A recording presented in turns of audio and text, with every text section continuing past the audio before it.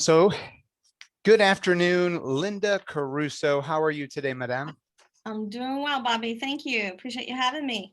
Thank you. This is an absolute honor. I probably haven't told you this before.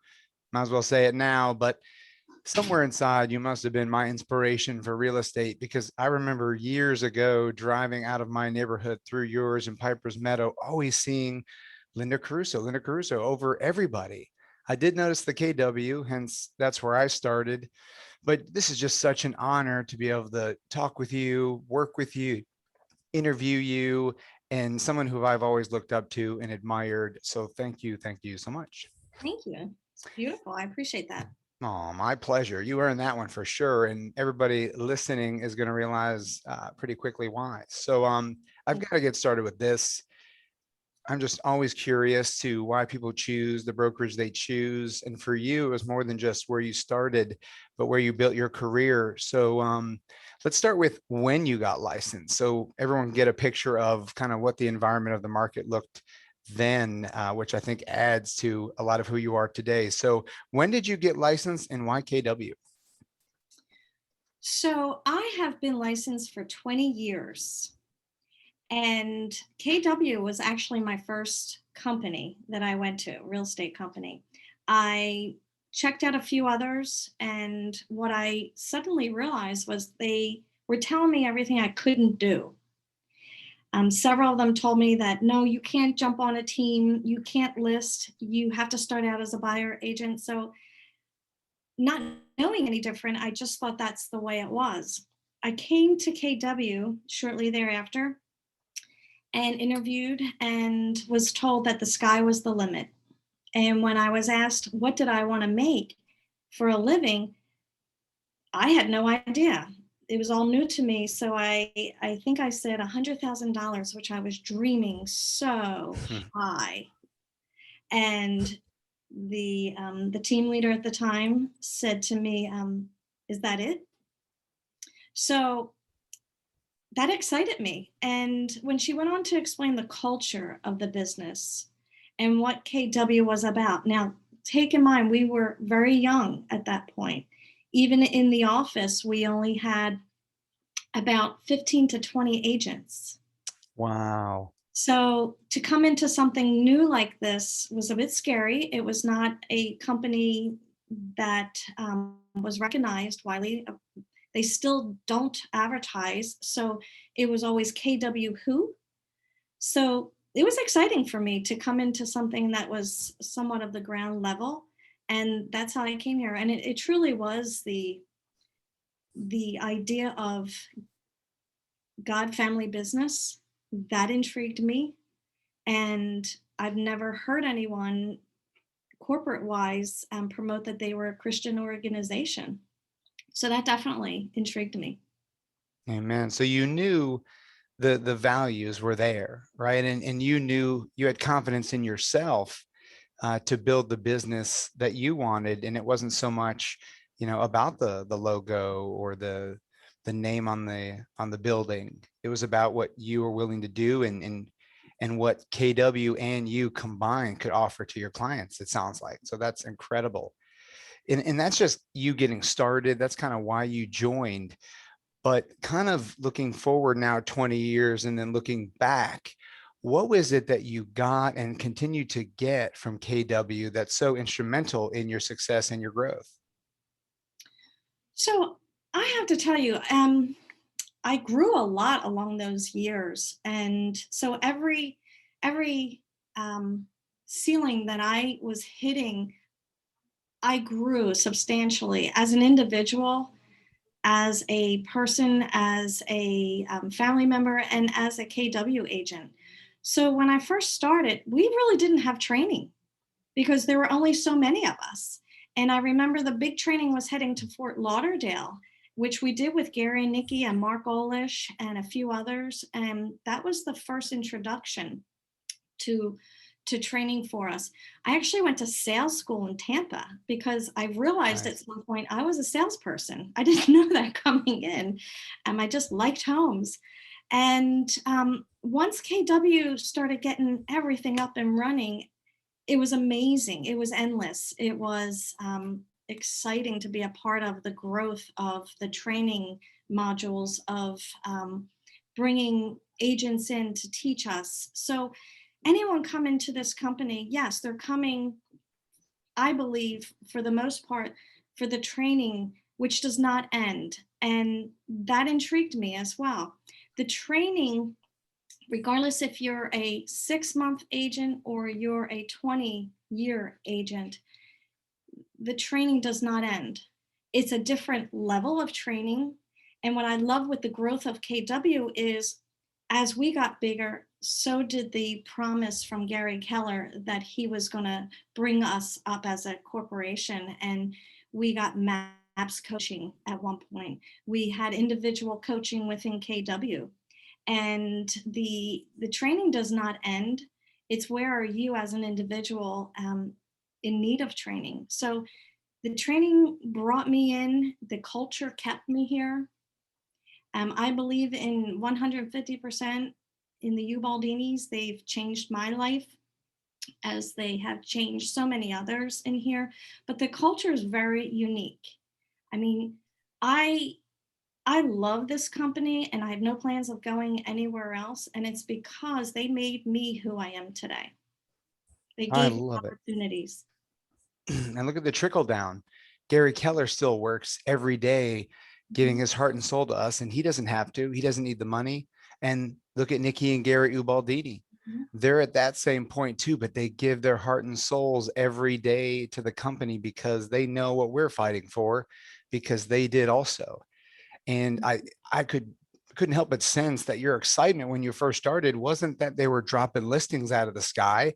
It was all vision, the bold law, fear of faith, you choose. So you were literally excited about the faith, about the future, about the possibilities, and your willingness and eagerness to go seek and find that wisdom and knowledge. But Absolutely. just I was humbled to hear your perspective on the fact that training never ends, which is why you're growing leaps and bounds even 20 years later. Just knowing that the more we try to learn, the more we realize that we don't know, and to always keep growing and always keep getting better is huge. I think that's awesome. Great point. Thank you so much. Sure. And of course, that mindset is hindsight as well. But you were kind of speaking about the past. So, what was it that caused you, whether it be in the office, KW, kind of your growth? When and how did your mindset start to shift to be more based on what kind of helps you with your growth and your success? So, what happened in your business? Was it something that happened in your business or your life, or just the 2008 thing? But when did you start to shift to be kind of the Linda Caruso that I know? So nothing happens fast. It's baby steps in the beginning and then you move from there. And you learn early on that this is a very difficult business. And to be successful in it, you have to be constant. And in constant, what I mean is focused. And every day work, wake up that this is a real business. This is my career. I'm going to retire one day from real estate. And I just have to remember that when I started, I worked hard. I still work hard, but I went to the classes. I made time for that. I engaged in coaching, but most importantly, I surrounded myself with people that were bigger and better than me. And that was not just in KW. I joined networking groups. I joined agent leadership groups. Um, I just surrounded myself with people that I knew could teach me and I could do something for them, I'm sure. So, and that doesn't stop either, that's continuous. So, when I first started, I was a single agent, as many people online are right now, and I did open houses. I I did whatever I could do to be out among people. I actually started farming my neighborhood back then, and that was only 299 homes. And farming just came naturally to me because I'm a networker. I joined the networking opportunities, the Chamber of Commerce's, and so forth. And I knew what my gift was, and that's networking. So I knew that by being out and about with people and wearing the name tag, telling people what I do, sending handwritten notes, having events. Anytime there was an opportunity to be out there and recognized, I jumped into that. So at one point, I think it was at my 10 million mark, I realized that I could not do this by myself. Um, I knew that I needed people to help me focus on what I do best and to more or less designate all the other tasks involved in real estate, and there's thousands of them. So I started with a small team. I started with the admin, and then from there added a transaction coordinator. From there, I added a buyer agent. I really followed the red book, and I didn't even know I was following the book then. So it happened incrementally, and then you get to your 15 million, and then you hit that next ceiling. Who else do I need here? I needed buyer agents, and went for training on how to build that team, how to hire properly. And 20 million, now where are we, and who do we need on the team to make that work? So it takes time to build it. I think anyone starting the business now has so many tools that we didn't have when we started, that they will probably grow faster than some of the older agents that had to do trial and error. However, you have technology today that is just amazing and that does a lot of this for you. It's whatever your niche is, whatever your talent is, work that talent, work that niche, continue to educate and continue to thrive. I love that. And I love how you started the whole mindset with delayed gratification and patience with growth. It reminds me of an old story about a mighty oak versus a mushroom, right? If you really want a mighty oak, it's going to take 100 years, but the juice is going to be worth the squeeze. If you can't wait that long, in 24 hours, you can get a mushroom, right? So it depends on that patience, but the faith you had in yourself to believe that you could do it and just start finding answers to your questions, but then being equally re-inspired by all the technology and the growth around you with KW. Mhm. And I love how you mentioned the red book, because the red book got me started. And every time I talk to another agent, I'm always inspired to say Gary Keller wrote the book on real estate. So it kind of makes me think of the next question, which would be, what are some of the principles that you use today, and kind of where do you get them? Little hint, that helps you with your team and your team growth and the market share that you have. So I'm probably going to repeat myself several times along the way here, and it is by going back to the red book, and the principles are there for you. And I mean, how easy is it that you join a company and they give you the Bible of real estate, and they back it up by having the classes, by having productivity coaches, bring you into MAPS coaching. And so the tools that I have, I'd have to say, are people. The people here at KW that have taught me, that have mentored me. I have a fabulous mega agent, we call it Mega Chicks group, that we've been together for about 15 years, masterminding with one another. And just the tools being learn as you grow, continue to grow, use the systems that KW provides, get your own systems and standards polished, and don't stop polishing them, because they will continue to change with life, with times, with technology. And when within that growth, you're going to attract people that want to be a part of that team structure, because they see the opportunities, and creating an environment for those team members that they will be able to grow individually, and you as the leader will be able to support that. I can't help but think that's how you make your clients feel, right? Mm. You're adding value to their life, and in a way that you don't almost don't have to ask for the business. You're the authority, you get the call, you spend your time, serving them. And And your agents are just ecstatic and happy all the time. Every time I talk to them, they're just excited about the future. You're very much duplicating the same culture you kind of grew through. And I love that. And the fact that you started with, where the information came from, but then made it about the people is a testament to the effectiveness of the culture. And it reminds me of a book I read a long time ago called How Big Is Your Tank?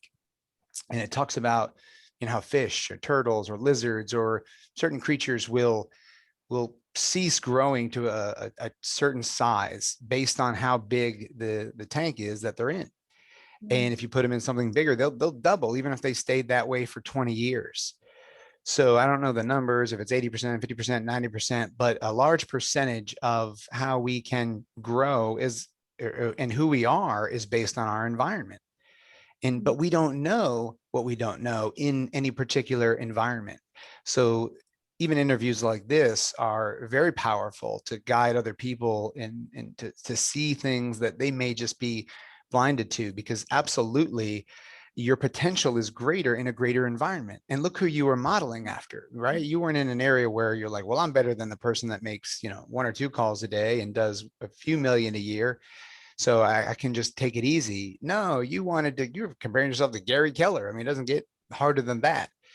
And I just think that that faith, that belief, that whole mindset thing started with the office, the culture, and the book. And it's not only something that has helped you make, I would say millions of dollars at this point, but it's changed kind of who you are. And you're not without personal struggles and things you've been through and things you have had to overcome, and still things you still have to overcome and struggle through that most people won't know.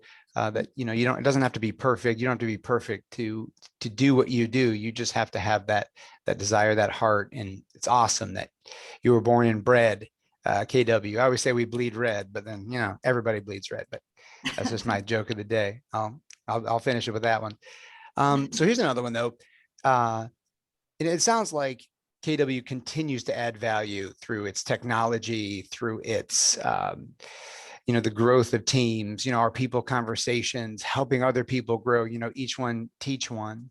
But what are some situations that you can think, when you were thinking outside the box with a client where you had actually great results, where it actually could have led to something not so good, but in the end, it was a future referral to you? I remember you told me a story about a seller that you had who had some pretty rough tenants.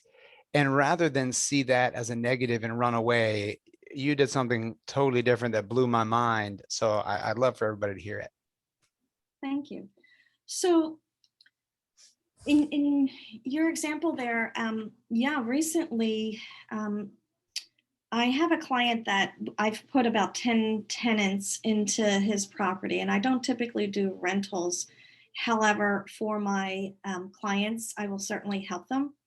And I make a point of staying in touch with these tenants because they're eventually going to buy. And in this situation, the tenant decided that he wanted to sell recently. And in finding out that the tenant's lease is ending at the end of well, actually the end of April, I contacted the tenant who I was in touch with and just asked her what was her situation. And she said that she wanted to go month to month because she wanted to purchase or rent. So knowing that this seller was about to put this home on the market, I asked her, do you have an agent that you're working with? And she did say a friend of the family. So I told her to take a pen and I wrote down a list of questions for her to be given to her friend agent, because I could tell at this point they haven't even started looking or discussing the market. So I talked about the market, talked to her about how aggressive things are, and that we were going to be putting this house on the market. So these are the 10 things she needed to get started with. And that included talking to a lender, getting out there, starting to look. In addition to, did she talk to the homeowner about purchasing the property? I sent her information on values of the neighborhood to tell her that that home was worth what they were asking. She didn't want to pay what he was asking, so I sent her some more information. So at the end of the story, here's the interesting part. She wasn't going forward. He tried to do something with seller and the tenant. It didn't work out. I listed that home, and the day I was getting the paperwork signed, they came back, the agent and the buyer, and wanted to buy the house because she realized she was going to have a hard time finding housing. And this was truly a good value. So we were able to put it all together. And the seller is a great seller. And I've been with them for a long time and helped them with many properties that they honored, me being involved and the other agent involved. So we put it all together. We That just is did that. so awesome. So, this is how it normally works. Realtor gets the opportunity to sell a property that has a tenant. Nobody ever thinks to reach out to the tenant, just dealing with the seller. Usually the seller is not too keen and kind about the tenant. And it's always, what are they going to do for you to make your life easier when you're trying to sell this property? And I've even talked to agents that can't sell because the tenant is so Mhm. disgruntled. And here, your first call after getting the listing was to the tenant who actually had a realtor, which you very easily could have just said, okay, and then hung up the phone and business as usual. But in keeping that relationship, you actually converted the tenant to be the buyer for the listing. Not even the seller could do that. That's awesome. I mean, I just think that's amazing. I'm not sure the seller was too excited Yeah, because now there's two commissions. But it, he as I loves you. said to him, though, it's a win-win here because even though they're paying the commission at this point, the tenant knows what the house is and what the house has and the condition of the house. So at the end of the day, I convinced the seller that it's going to be an even net because they're going to not have to fix and replace because she's been living there for 2 years. So it worked out very well, and everybody seems to be happy. Absolutely. And you're still working for that seller, and the buyer is now this could be a future seller. And we already know there's a story about that that's really funny, which we'll get to as well. But even in the transaction, not with the tenants, not with the sellers, but other realtors, you and I in particular have had quite a few deals together. Mhm. And whether we get the deal under contract together or we don't, it's always great. And I think a lot of agents miss the value of that long term as well. So, in a transaction, what is your goal when working collaboratively with other agents, and why? Well, it's always a win-win. There's four people in this transaction. It's the buyer, the seller, listing agent, and buyer agent. And my first connections with that agent when it comes to trying to sell this property, because if it's not a win-win, then someone's losing. And how wonderful is it to have a fantastic transaction? And I always make it a point when I meet the buyer to tell them how awesome their agent is. And we all know that that agent's going to come in front of me another day and they're going to respect me and remember how streamlined that transaction was and that they were respected and that we did such a great job for our clients. I'm not saying that to take the client away from them. I'm saying it because I want them to respect their client, their agent, and I want them to remember me too for being an honest and good agent as well. So what I try to achieve is that seller gets what the seller wants, the buyer gets what the buyer wants, and the agents walk away feeling good about themselves as well. So it's always a win-win in a transaction. And sometimes it doesn't work out like that. But number one, you gotta have respect because this is your coworker in the industry. We may be with different companies, we may be different types of people and how we manage our businesses, but at the end of the day, I will be in front of that agent again, and I want them to respect me, and I want to respect them as well, and bring them over to KW if they need it. I love that. That's my favorite part. And absolutely, but it's already hard enough getting leads, right? I mean, do we really want to make the process difficult? Are we really trying to be, is it really about us? I mean, it's really not, right? So, I mean, can we make good decisions for between another agent or help advise our clients when we're frustrated or upset? Probably not. So it was super intuitive and intelligent for you to just begin that way. And Bobby, in today's environment with how difficult it is when you have a buyer to stand out in front of that listing agent, as a listing agent and as my agents are taught, the first call you should make is to that listing agent. Let them know who you are, let them know the type of buyer that you have and everything positive about that buyer. Let them know that you are here to work with them. Ask them what is it that the seller's looking for.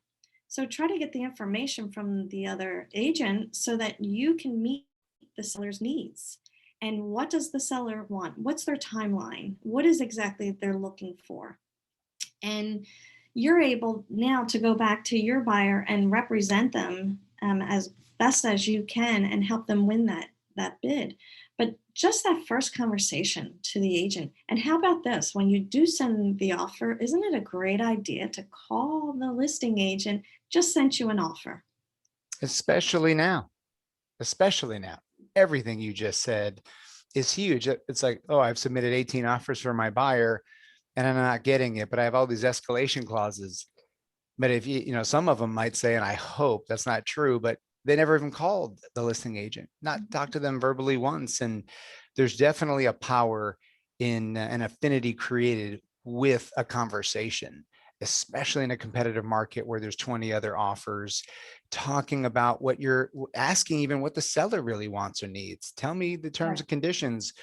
I don't want to be the square peg in a round hole. And a lot of times you could save your client money with very good, peaceful, kind, professional conversations. So that's huge. You mentioned win-win a couple times, so I have to reiterate that's KW culture, Right. win-win, and don't act in the moment, in the market of the moment. I love how you see it as you're going to make decisions today, where the Linda of tomorrow will thank you. Mm. And that's a lot of people don't have the foresight and the vision to do that. So I commend you and the KW culture for instilling that. So those are great examples of how different ways of communication can both help you and your team, but your clients and all parties involved. So huge win-win quote on that one. So thank you, Linda. Um, if we communicate to our sellers a lot about how we represent them in a transaction, what are some ways that you let the clients know that, your clients know in, you know, is it by your actions or by your words? What really is the proof in the pudding? It's kind of a rhetorical question.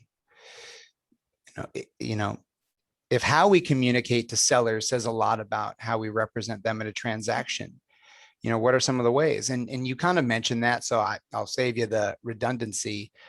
But the call, yes, it's words, but it's really action, right? Mm. You have a system in place. I've sat down with you at a listing appointment and I see it, and it's amazing. And there's a lot of people that don't have that process, but I think your attitude that you carry with agents is heard by that seller.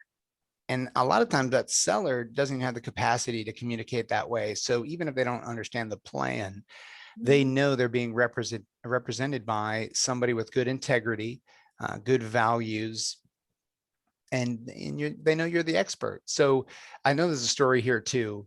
So can you think of one, or the kind of the one I'm hinting at, that best describes your level of service in a transaction that may not have been your client to begin with, anyways, quote unquote, but in the end, either they ended up being or they thought that you represented them? Remember that there's a story where you had the seller and then the buyer bought, and then the buyer, who's now the future seller, had a question, but who did they call? Right. I have a lot of stories like that where buyers actually thought I was the I was the listing agent. Buyer actually thought I was their buyer agent, Mhm. when in fact I didn't represent them. And they called me back and they said, "Well, you helped me purchase the home." So a couple weeks ago, I had that call and I sold the home. This particular home I sold twice, And she was the buyer, and she called me and she said, well, she called the office, and my assistant answered the phone. She goes, Linda helped me buy this home. And the name wasn't sounding familiar. So we checked it out, and she was the buyer. I did not represent her. Another agent did. That is When I awesome. talked to her, she said, "Yeah, you were my agent." So that was a bit of a compliment to think that she only remembered me. And there you Mm. go, saying too that stay in touch with these clients as well, even if you did not represent them. Once the transaction closed, put them in command, have a plan, reach out to them. She has been reached out to probably over 1,000 times because she bought 10 years ago. But in her mind, I represented her.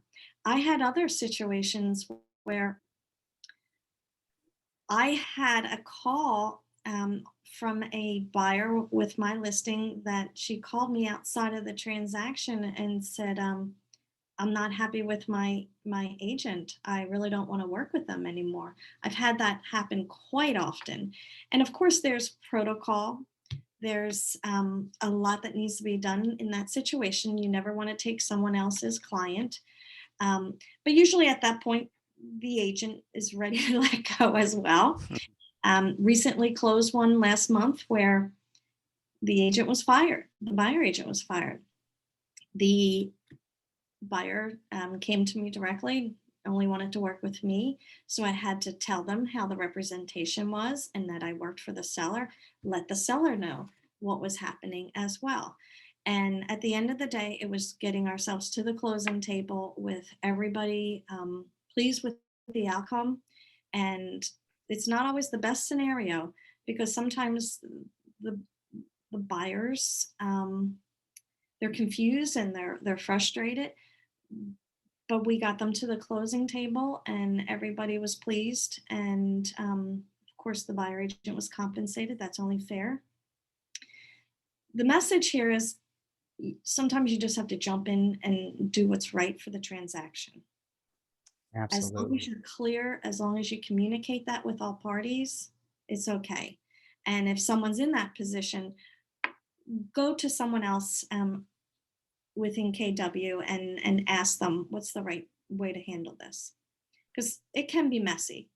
However, I love when someone thinks I represented them in a transaction, which I didn't, but they felt that they got the service. That level of Mhm. service was important to them and they received that. So that was good to know. Exactly. You don't have to just be the name on the left or the right at the last page of the contract. They see who's working. They see who's doing all the little things to facilitate the transaction, and they respect that and they appreciate that. But in the marketing side of things and in the follow-ups and after the closing, there are stats out there that say roughly 84% of people who are satisfied with their realtor will use them on the next purchase. But the problem is that turns into for some agents, a sense of entitlement because in reality, when those same 100 people were asked, only 12% statistically actually used the other agent. And it's not so much because they lied, but it's so much because that person just kind of fell out of their life and disappeared as if they were just going to call them. So your work doesn't stop when you get your check, right? I mean, technically, that's a seed plant. The work is really just beginning. And it's a huge testament to your growth, your value, and helping the industry as a whole, right? They're not teetering off to call it in Zillowville or, the bluefins and places where they're not going to be cared for at a high level that you offer them. So you're a great representation of the industry and Keller Williams. So thank you so much. Last question for everybody, and this is a big one for me because it's my job to kind of show people and shed the light of KW on them, but it's impossible to put into words who you are and what you have done through that system. So now that you are roughly in the top five, pretty much year round, all the time, sometimes number one of the single agents in the office, out of 435 plus agents in our mega market center here in Palm Harbor, but also greater than the top 35 in Pinellas. what would you say to agents doing far less that feel KW is more than, or is just more about training, or new agents considering coming over and maybe it's too much, or other agents from other brokerages are thinking that it's for beginners? Shed some light on the truth to that. That's a big question. So I will say that after 20 years of being here, am I still here for the education? Of course not. I'm here because KW gave me so much support. They gave me the systems, the standards, the support, the education in order to grow my business. I always had someone to go to if I had any questions. I always had a support group. I always had events. I had people within this organization that helped me hire. They helped me when I had difficult times. They were there for me. So it's not just a company. It's not just a brand. That's not who makes us who we are as agents. It's the opportunities that are constantly being given us. And there's no other company out there that I'm aware of that wants to know you're profitable. They want to help you with that P&L. They want to tell you, you need to take some time off. You need to put that on your calendar. They stand by the mantra God, family, business. What other company would jump in as a culture that we have and help you through cancer, help you through your home that just burned down, that hurricane relief, everyone jumps in. I mean, we're building beds for the children's communities. There's so much more to us than just having that training that's offered. Yes, we are an amazing place for someone who is just coming into real estate. But I can think of a lot of people out there that have been in the business 10 years and they're stuck and they have not grown. So them coming in with the business that they have, we can double that business. Someone that wants to be on a team. I wish I had that opportunity when I first started. And come onto the team, save yourself those 5 years of learning and the thousands of dollars of purchasing. Come onto a team that has those systems and standards and that family, that we're here for each other. So is it just about training? Absolutely not. We're about family. We're about a company that is number one right now. We're number one because we're here to serve. We serve each other. We serve our community. We serve our God. We serve our team members. So I don't think I could say anything more about why you should be at KW. That's It beautiful. speaks for itself. So all I heard you say was you can make a living at any brokerage, Mhm. but you with KW, you can make a difference in the community, make a difference in the lives of your tenants, make a difference in the lives of the agents who follow in your footsteps, like myself. Who's making 40% profit, right? Unless you own Chick-fil-A, or you're part of Gary Keller's system, probably not, right? The support, the growth, our wealth building conversations we've had, luxury. We're Mhm. paving the way with luxury, and all the events that you're part of and the connections you've made and the stories that I've heard of people's lives you've changed that aren't even with Keller Williams yet. And here you are part of the ALC, the Agent Leadership Council here at KW Palm Harbor, which actually has 17 members, which sounds like a couple more than we had in the whole office when you first started. Right. And here you are giving back um, uh, into all of that culture that helped to grow you. And I think it's great. And you're a testament to KW. You're living proof of the culture, of the value of what Gary Keller started over 40 years ago. And I really appreciate you doing this interview. I really appreciate all you do for me, for the office, for KW. And I'll speak for Howard, Nikki, and Gary Ubaldini when I say the same for them as well. So thank you so much, Linda, for doing this interview. You're great. Thank you, everybody, for watching. And I Thank you. appreciate it. Thank you, Bobby. Appreciate it. Take care. Awesome. Have a great day, Linda. Talk to you soon. See you, gang. Thank you so much. You're so welcome. Bye-bye.